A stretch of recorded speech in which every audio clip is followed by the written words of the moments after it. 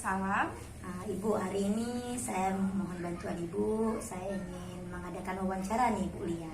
Karena Bu Lia kan guru di sekolah lain ya, dari SMA Negeri 2 Madang. Ya, benar Bu. Nah, alhamdulillah nih kita berkesempatan, mohon mengganggu nih Bu ya, saya ke rumah Ibu ya, Nggak apa-apa, terkait Bu. PPG ya. Silaturahmi bukan? Iya. Jadi Ibu, saya hari ini mau eksplorasi alternatif solusi dari masalah yang saya alami ya. Pertama nih, kita langsung ke inti boleh Bu? Boleh Bu. Pertama yaitu masalah motivasi belajar siswa rendah. Saya mengambil akar penyebab masalah, strategi mengajar di kelas itu kurang menarik. Nah, Ibu, menurut Ibu, benarkah masalah tersebut akar itu? Kalau memang benar, apa ya Bu alternatif atau solusi yang dapat kita lakukan untuk masalah ini? Ya, benar Bu ya. Kan tergantung dengan model kita Bu ya. Jadi saya juga merasakan itu saat saya mengajar, minat siswa itu menjadi rendah ketika model yang kita berikan itu tidak tepat. Modelnya. Jadi apa solusi menanggapi masalah tersebut? Solusi dari saya sih Bu, kita sesuaikan dengan tipe anaknya. Apalagi kalau sekarang itu anak-anak kan udah gemar itu Bu, dia main-main game gitu bukan? Kita bisa mengarahkan ke model yang sifatnya interaktif atau bisa gaming interaktif ya Bu ya. Tapi kalau model saya Bu, model interaktif iya, tapi kalau game itu bukan metode kita, cara kita, metodenya bermain ya. Metodenya dengan bermain ya. Jadi itu bisa meningkatkan minat mereka jadi dalam belajar matematika. Jadi ada dorongan sehingga mereka termotivasi ya. Benar. Berarti metode bermain ya dalam mengajar ya. Metode bermain ya. Karena sekarang ya Bu ya, kita tahu sendiri ya, kan anak-anak milenial. Iya, beda dengan zaman kita kan, seperti kata Ki Hajar Dewantara, ajarlah anak sesuai dengan zamannya. Iya. Kan? Ini yang kedua nih, saya mau dibagiin ya. Iya. Tentang rendahnya kemampuan siswa terhadap pemahaman konsep perbandingan trigonometri dalam pembelajaran ya. Ini materi kita nih Bu ya. Nah, Ibu kayak mana anak-anak pemahaman konsep menurut Ibu materi trigonometri memang ada kendala? Kendala Bu. Iya. Kendala sekali ya. Jadi kalau saya ambil akar itu karena guru belum optimal menggunakan media atau alat peraga yang mendukung materi tersebut. Nah, solusinya apa? Ibu gimana kalau ngajar ini pakai alat peraga media? Saya pakai Bu, dengan itu bukan di sekolah saya tuh sederhana Bu ya, masih sekolah apa ya, bisa saya bilang daerah masih ke desa bukan ke kampung gitu.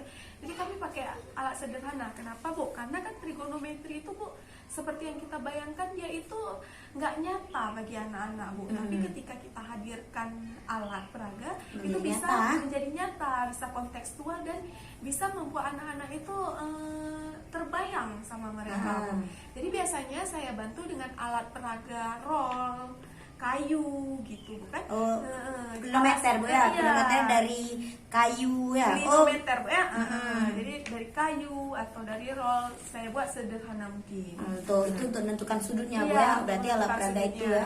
Itu pemahaman konsep insya Allah dapat Bu. Iya, karena kenapa? Karena anak-anak dia kadang tidak memahami konsep ketika konsep yang kita berikan itu tidak terbayang sama mereka. Jadi dengan kita hadirkan ini loh cara cari sudut, ini loh sudut yang kita cari. Karena mereka nggak ngerti sudut itu kayak mana sih.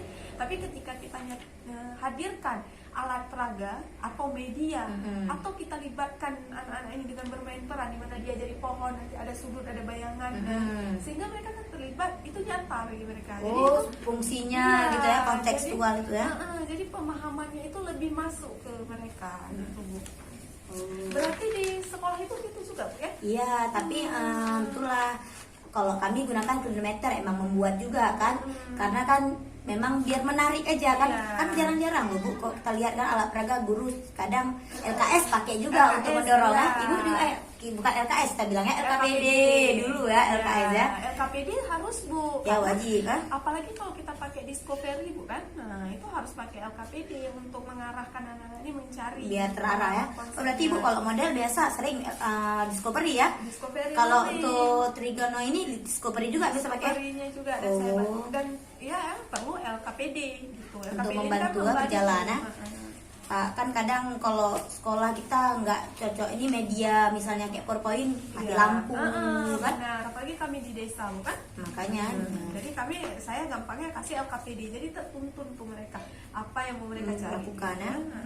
Ini yang ketiga nih Bu, masalah siswa mengalami kesulitan mencari nilai mean, modus, median, kuartil, kan itu rumus-rumus semua tuh kan Bu kan? Iya. Statistika kelas 12 Iya, nih, benar. baru-baru aja kita ajari ya. Iya. Jadi kalau saya mengambil akarnya itu penggunaan model pembelajaran yang belum tepat. Nah, gimana itu? Modelnya Bu ya. Bisa, iya Bu. Salah satu akar bisa Salah ya. satu akarnya bisa ya, model pembelajaran yang belum tepat. Itu bukan kalau misalnya Ibu nggak tanya solusi saya apa Bu? Iya kan saya tanya otomatis kan solusi Ibu biasa Ibu gunakan apa nih, apa Ibu biar kira-kira kita cocoknya gunakan apa ya untuk kesulitan ini kan? Iya. Kayak mana? Itu bukan pengalaman saya ngajar-ngajar selama ini bukan. Kalau misalnya saya kasih rumus itu Bu, saya kasih rumus lupa lah mereka, bukan? Pening bukan? Jadi itu saya lebih ke langsung ke discovery learning ya Bu. Saya langsung ke mereka tuh langsung saya ajak menemukan langsung sendiri Bu. Jadi misalnya di sekolah itu saya suruh cari, coba cari rata-rata data siswa perempuan, data siswa laki-laki. Nah, jadi dari situ kami bermain data yang ada di sekolah Iya, aja. bisa Termasuk nilai misalnya ya. cari motor apa sih yang paling banyak dipakai Oh, di parkiran, ke parkiran ya, kita bawa ke parkiran ya. Iya, nah, data bukan Supra ada ini. Nah, nanti kami buat rata-rata Supra dari berapa orang gitu ya. Jadi lebih ke situ Bu kami kalau belajar masalah Statistika. ini, Bu ya. Iya. Nah, ini terakhir nih Bu. Ibu kalau di sekolah gimana? Udah berbasis HOTS belajar? Itulah Bu, itu belum Bu. Kami masih kayak mana Bu ya? Lot mod Bu ya. Ah. Cuman kadang-kadang saya sentuh Bu hot sedikit, walaupun kadang susah Bu. Tahu sendirilah Ibu kayak mana sekolah Iya, saya kan itulah kan saya cuman pun kalau gitu. kalau ibu tanya di saya sejauh ini dari saya belajar di sekolah itu juga masih lot, masih mod gitu, soalnya saya berikan juga masih mod semua kayak gitu. Tapi ada kan terkadang yang dimasukkan ya. 1-2 kita masukkan. Itu Bu, waktu Ibu ingin memasukkan tuh HOTS model apa Bu yang Ibu gunakan? Karena kan ini emang modelnya harus sesuai tuh dengan daya pikir siswa kan, berpikir Iya. aktif tuh kan, kreatif itu tingkat Iya. tinggi gitu kan. Iya. Apa Ibu gunakan model waktu Ibu memancingnya sekali-sekali itu? Salah satunya Bu dengan discovery learning gitu. Salah satunya ya dengan discovery learning saya pancing. Juga ada kadang saya kasih kasus Bu. Nah, kasus nanti mereka mencarilah solusinya. Itu tanpa kita sadari ketika mereka mencari solusi itu sebenarnya mereka udah belajar hot Bu ya.